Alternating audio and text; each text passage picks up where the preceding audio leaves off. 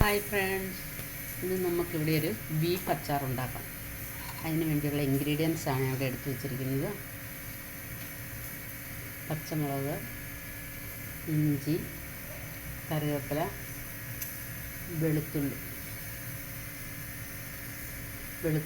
ഇതെല്ലാം ചോപ്പ് ചെയ്ത് വെച്ചിരിക്കുകയാണ്. ഇനി നമുക്കിതെല്ലാം വഴറ്റി റെഡിയാക്കി എടുക്കാം. ഇവിടെ എണ്ണ ചൂടായിട്ടുണ്ട്. നമുക്ക് കടുകിട്ട് കൊടുക്കാം. 1 ടീസ്പൂൺ കടുകിടാം.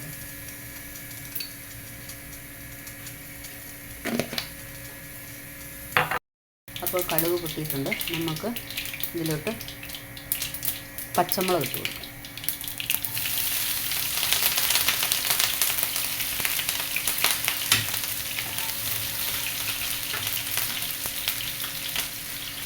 ഇഞ്ചി,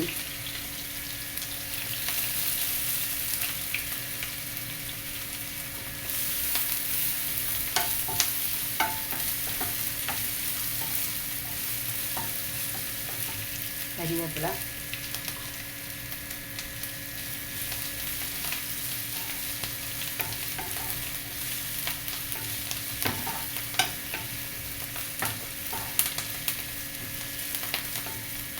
വെളുത്തുള്ളി,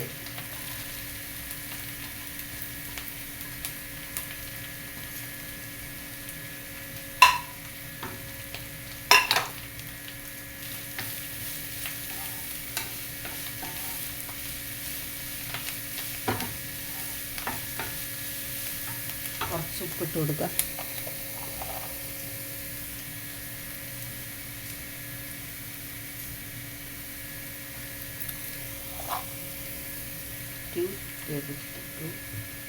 ടേബിൾ സ്പൂൺ ഉപ്പിട്ടു.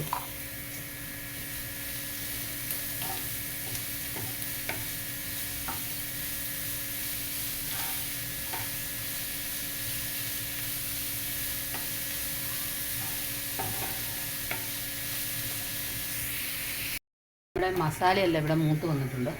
ഇനി നമുക്കിതിലോട്ട് ആവശ്യമായ പൊടികളെല്ലാം ഇട്ട് കൊടുക്കാം.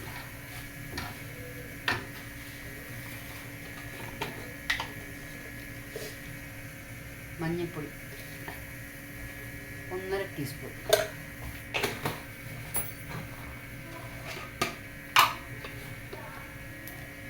മുളക് പൊടി ഒരു 5 ടേബിൾ സ്പൂൺ. ഇത് കാശ്മീരി ചില്ലിയും സാധാ മുളക് പൊടി, എരിവുള്ള മുളക് എല്ലാം കൂടെ ചേർന്നുള്ള പൊടിയാണ്. രണ്ടും കൂടെ മിക്സ് ചെയ്ത പൊടിയാണ്. അപ്പോൾ ഇത് നമുക്കൊരു 5 ടീസ്പൂൺ ഇട്ട് കൊടുക്കും.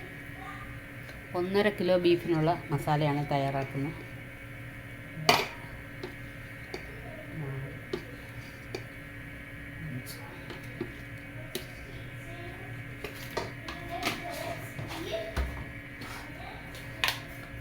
ഉലുവാപ്പൊടി 1 ടീസ്പൂൺ.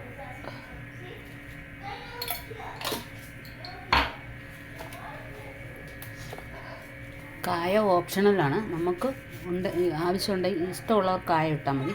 ഞാൻ ഇച്ചിരി കായം ചേർക്കാൻ പോകും.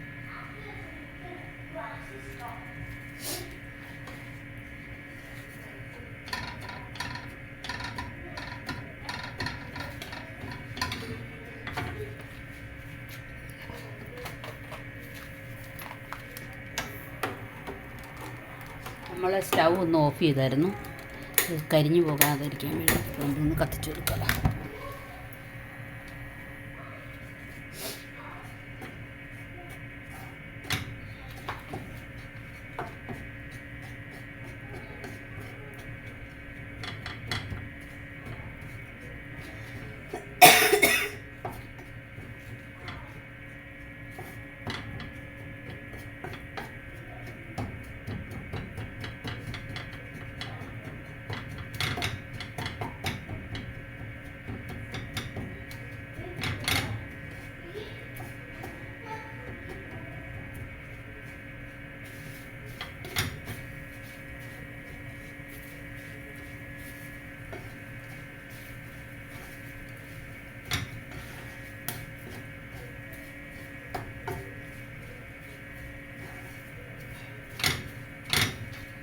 നല്ലപോലെ ഒന്ന് വഴറ്റുക. ഇത് നല്ലപോലെയൊക്കെ ഒന്ന് മൂത്ത് വന്നിട്ടുണ്ട് പൊടികളെല്ലാം. അപ്പം നമുക്ക് ഒരു ഗ്ലാസ് വിനാഗിരി ഒഴിച്ച് കൊടുക്കുക, 1 കപ്പ്.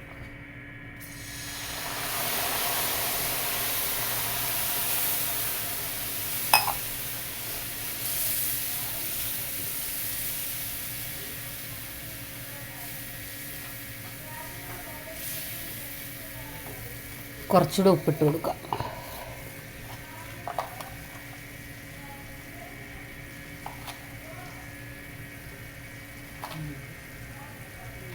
ടേബിൾ സ്പൂൺ ഉപ്പൂടെ ഇട്ടിട്ടുണ്ട്.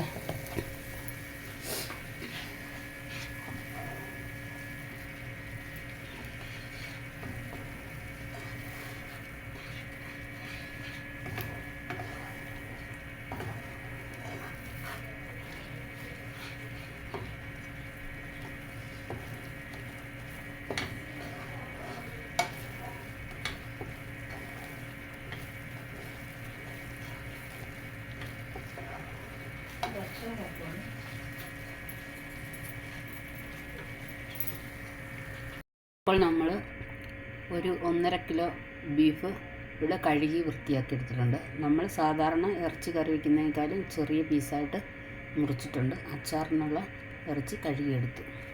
ഇനി നമുക്ക് അതിലോട്ട് ആവശ്യം വേണ്ട പൊടികൾ ചേർക്കാം. പൊടികൾ ചേർക്കാമെന്ന് പറഞ്ഞാൽ ഇതൊന്ന് വേവിച്ചെടുക്കണം.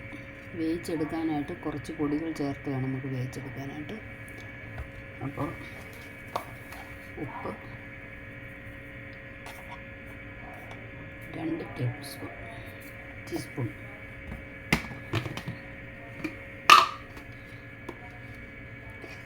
മുളക് പൊടി 2 ടേബിൾ സ്പൂൺ,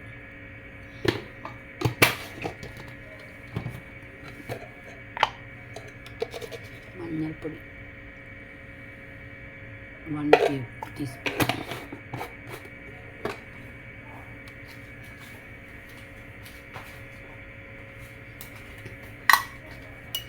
കുരുമുളക് പൊടി 2 ടീസ്പൂൺ. നമുക്കിത് നല്ലപോലെ തിരുമ്മിയെടുക്കാം.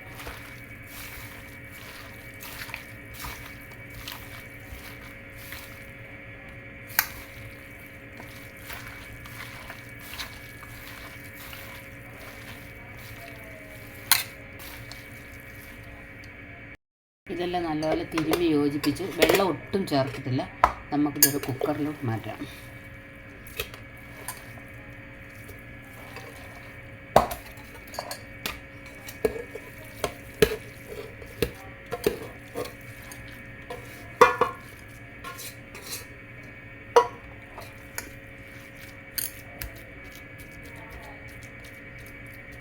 അപ്പോൾ നമുക്കിത് കുക്കർ അടച്ച് അടുപ്പിൽ വെച്ച് ഒരു 5 വിസിലടുപ്പിക്കാം.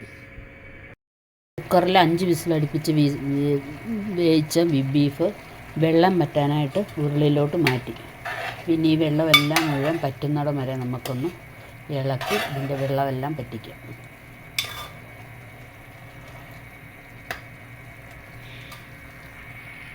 നമ്മളുടെ ബീഫ് ഒക്കെ വെള്ളം വറ്റി നല്ലവണ്ണം വെള്ളം വറ്റി ഇത് കോരി വെച്ചിട്ടുണ്ട്. ഇനിയിപ്പോൾ നമ്മൾ അതിലോട്ട് നല്ലെണ്ണ ഒഴിച്ചു. നമ്മൾ ഈ അച്ചാർ ഫുൾ നല്ലെണ്ണയ്ക്കകത്താണ് ഇടുന്നത്. അപ്പം കുറേ നാൾ കേടുകൂടായിരിക്കും നല്ലെണ്ണയ്ക്കകത്തിട്ടാൽ. പിന്നെ ഒരാഴ്ച കൊണ്ടൊക്കെ കഴിക്കാനുള്ളതാണെങ്കിൽ നമുക്ക് വെളിച്ചെണ്ണയിലും ഉണ്ടാക്കാം. അപ്പം നല്ലെണ്ണ ഒഴിച്ചിട്ടുണ്ട്. നല്ലെണ്ണ ചൂടായി കഴിഞ്ഞാൽ നമുക്ക് കുറേശ്ശെ ബീഫിട്ട് വറുത്ത് കോരണം.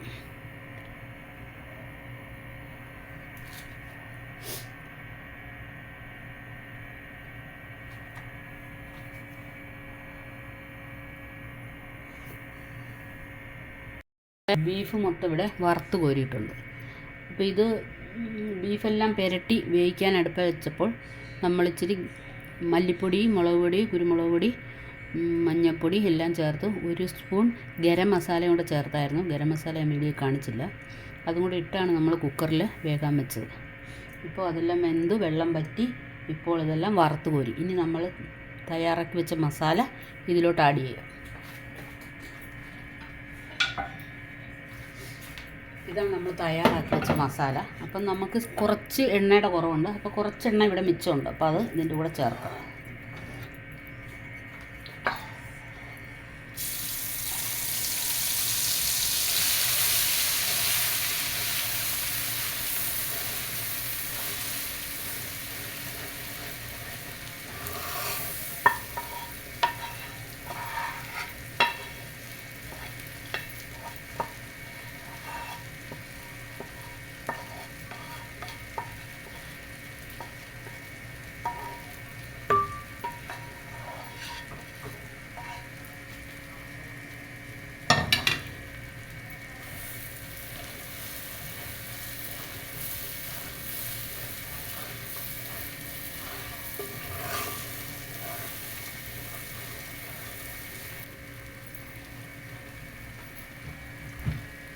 ഇപ്പോൾ എല്ലാം റെഡി ആയിട്ടുണ്ട്.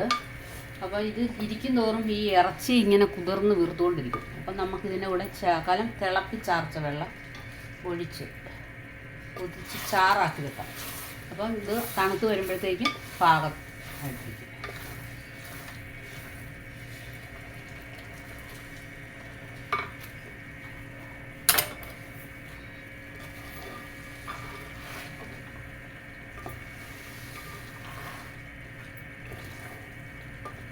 അപ്പോൾ ഇതുപോലെ ഇരുന്നാൽ നേരം ഇത് തണുത്ത് റെഡി ആകുമ്പോഴത്തേക്കും ഇത് കറക്റ്റ് പാകത്തിന് ഇരിക്കും.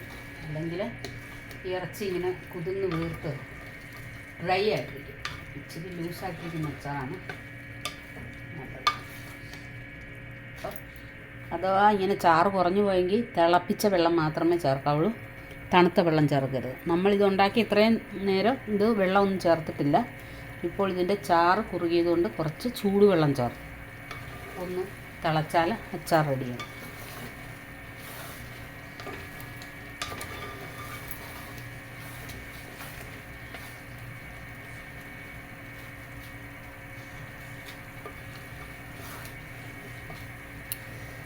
ഉപ്പ് ഒരു ശകലം കുറവ് പോലെ, ശകലം ഉപ്പിട്ട് കൊടുക്കാം.